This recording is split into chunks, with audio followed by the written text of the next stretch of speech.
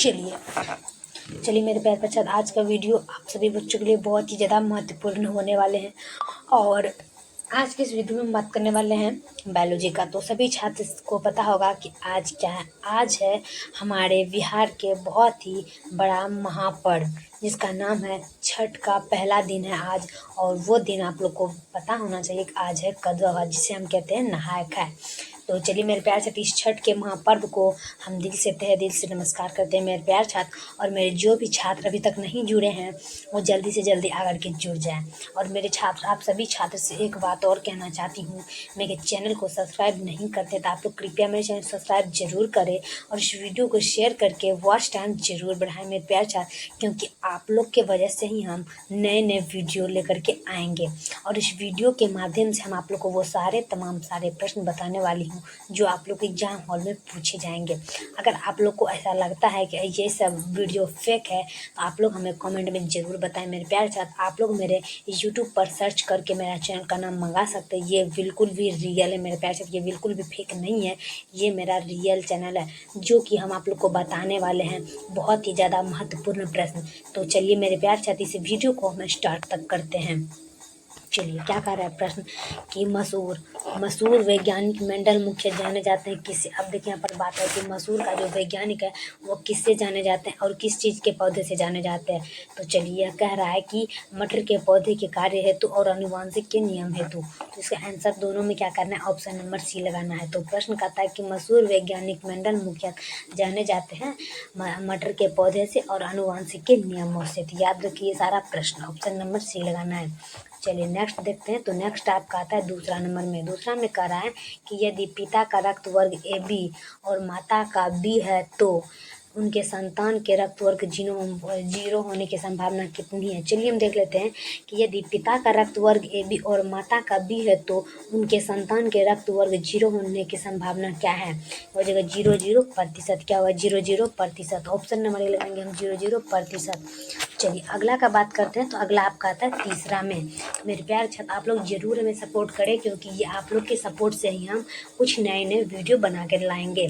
चलिए 3 में देख लेते हैं कि एक विवाहित जोड़े पहले से 3 पुत्रियां हैं और चौथे संतान के सोच रहे हैं, तो इस भाविक संतान में पुत्र होने की संभावना कितनी प्रतिशत। मतलब कह रहा है कि एक विवाहित मतलब एक लड़का और लड़की की जोड़ी है और जिनके पहले से मतलब लड़का का पहले से 3 पुत्रियां हैं।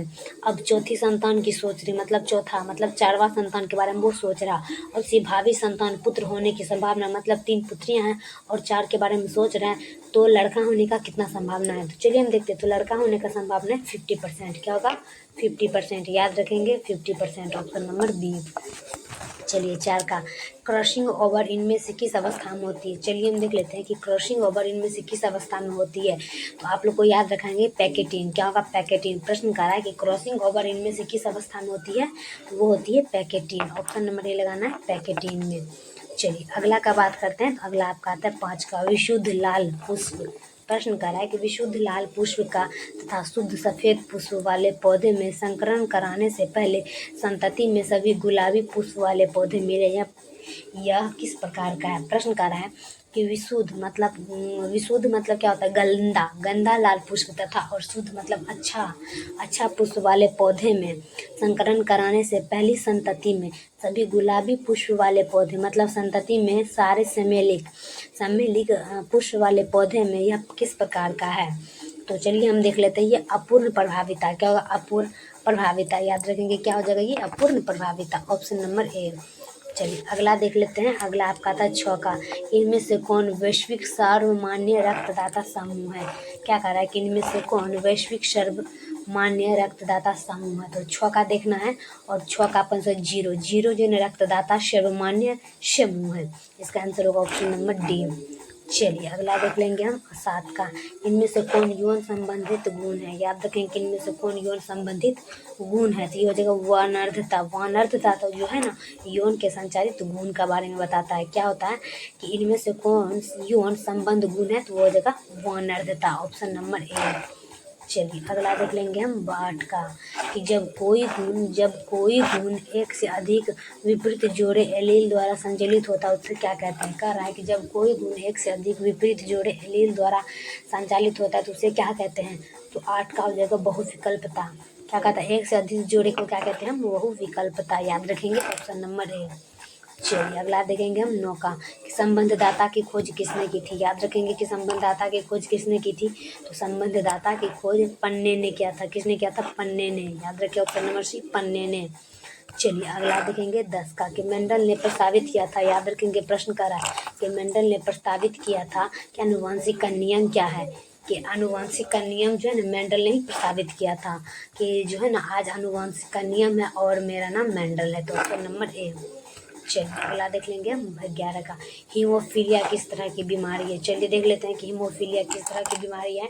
तो हीमोफीलिया जो है ना वंशागत रोग, अप्रभावी लक्षण और एक्स गुणसूत्र संलग्न रोग, यह जो है एक तरह का बहुत ही गलत बीमारी है जिसे हम कहते हैं हीमोफीलिया। इनमें से सभी में लगाना है ऑप्शन नंबर डी में। चलिए अगला देख लेते हैं 12 का, दुष्यंकर। प्रश्न कह रहा है कि दुष्यंकर क्रॉस से अनुलक्षणी फिनोटिपिक अनुपात होता है। कह रहा है कि दुष्यंकर क्रॉस में अनुलक्षणी फिनोटोपिक अनुपात होता है। याद रखेंगे सभी मेरे प्यारे छात्र में। और प्रश्न कह रहा है कि दुष्यंकर क्रॉस में अनुलक्षणी फिनोटिपिक अनुपात होता है। तो 12 का आपका आंसर क्या आ जाएगा, तो 12 का आपका आंसर आ जाएगा 9:3, 3:3, 3:1, 9:3, 3:3, 3:1। Option number D. चलिए अगला देखेंगे 13 का, युग्मन। क्या कह रहा है कि युग्मन एवं विकर्षण के सिद्धांत को किसने प्रतिपादित किया। प्रश्न कह रहा है कि युग्मन एवं विकर्षण के सिद्धांत को किसने प्रतिपादित किया। सभी मेरे प्यार से देख लीजिएगा। प्रश्न कह रहा है कि युग्मन एवं विकर्षण के सिद्धांत को किसने प्रतिपादित किया। तो 13 का आपका आंसर आ जाएगा वेटेसन एवं पनेट। वेटेसन एवं पनेट। ऑप्शन नंबर बी लगाएंगे, वेटेसन एवं पनेट।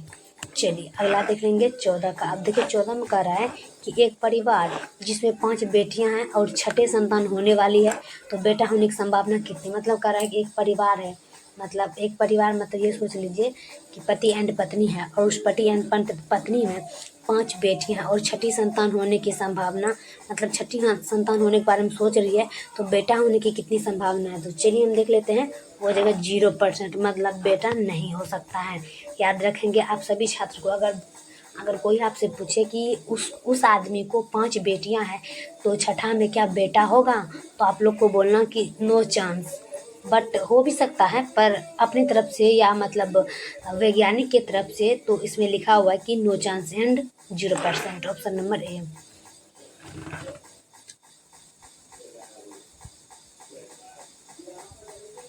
चलिए देखिए प्रश्न में क्या कह रहा है, तो प्रश्न में कह रहा है कि एक परिवार है जिसमें कि 5 बेटियां और छठे संतान होने वाली है, तो बेटा होने की कितनी प्रतिशत, वो आपका हो जाएगा 50%। क्या होगा 50%। देखिए थोड़ी सी मिस्टेक हो गई, तो करना क्या है, देखिए अगर आप लोग को कोई बोल दे कि हमें 5 पुत्रियां हैं, तो छठी पुत्र में मतलब छठी पुत्र क्या लड़का होगा, तो छठे पुत्र में संतान होगा, तो संतान तो होगा पर वो भी लड़का होगा, पर 100% चांस नहीं है, पर 50 है।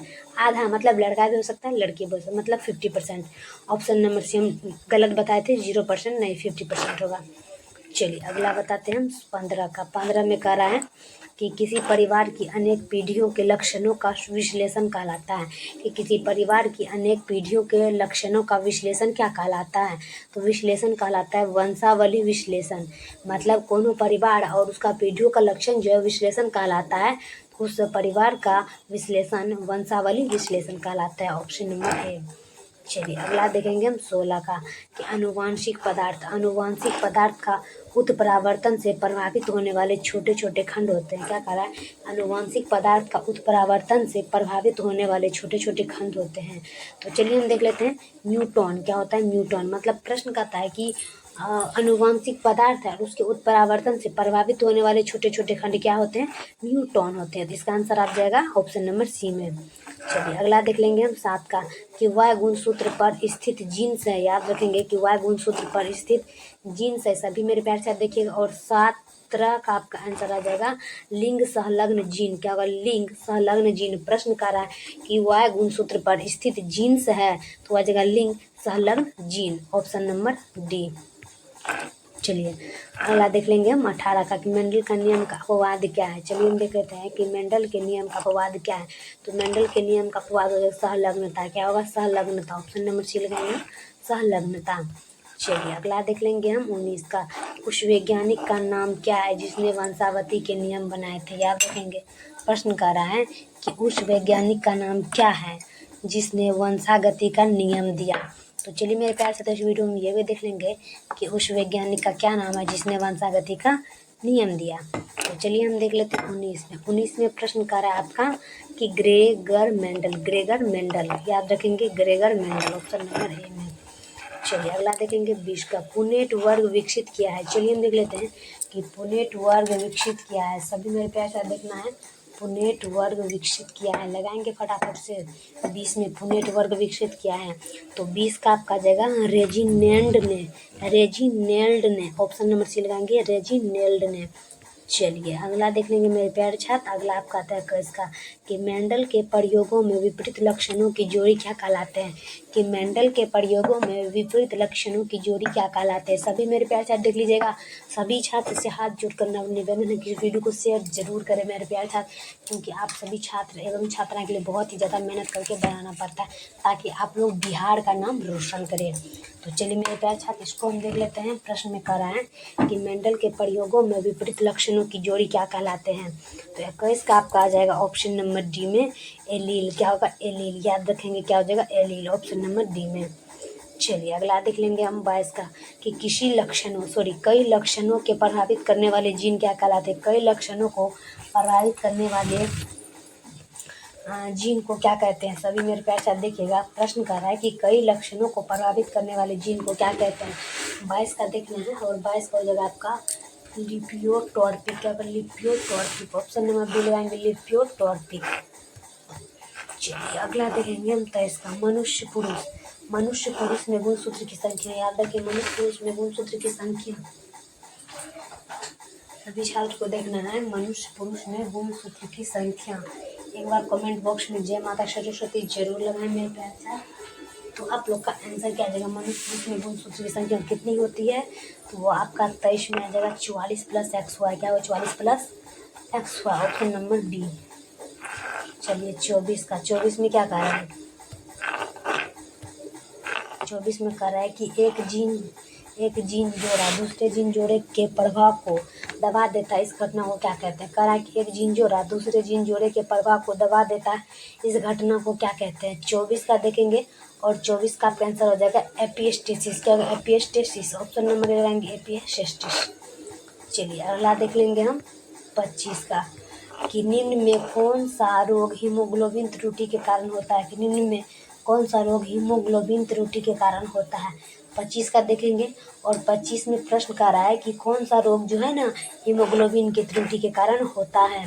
तो ये होता है सिकल सेल एनीमिया, मतलब एनीमिया के कारण जो है ना क्या कहते हैं, रोग होता है। कौन सा रोग होता है? चलिए हम देख लेते हैं एक बार फिर से। हीमोग्लोबिन की त्रुटि किससे होता है? एनीमिया से। तो इसका आंसर आ जाएगा ऑप्शन नंबर डी में। चलिए अगला देख लेते हैं हम 26 का कि मेंडल ने कितने लक्षणों का अध्ययन किया? याद रखेंगे कि मेंडल ने कितने लक्षणों का अध्ययन किया? तो 7 का। याद रखें, प्रश्न करा कि मेंडल ने कितने लक्षणों का अध्ययन किया? 7 का, ऑप्शन नंबर डी सी लगाएंगे। चलिए अगला देखेंगे हम 27 का कि मेंडल ने प्रतिपादित क्या किया था? मेंडल ने प्रतिपादित क्या किया था? संलग्नता का नियम, आनुवांशिकता का नियम। सभी मेरे प्यार देखिएगा। 27 में प्रश्न कर रहा है कि आनुवांशिकता का नियम। मेंडल ने क्या प्रतिपादित किया था? आनुवांशिकता का नियम, ऑप्शन नंबर बी लगाएंगे। चलिए 28 का देखेंगे कि पृथक्करण के सिद्धांत को क्या कहते हैं? याद रखें कि पृथक्करण के सिद्धांत को क्या कहते हैं? सभी मेरे प्यार देखिएगा, पृथक्करण सिद्धांत को क्या कहते हैं?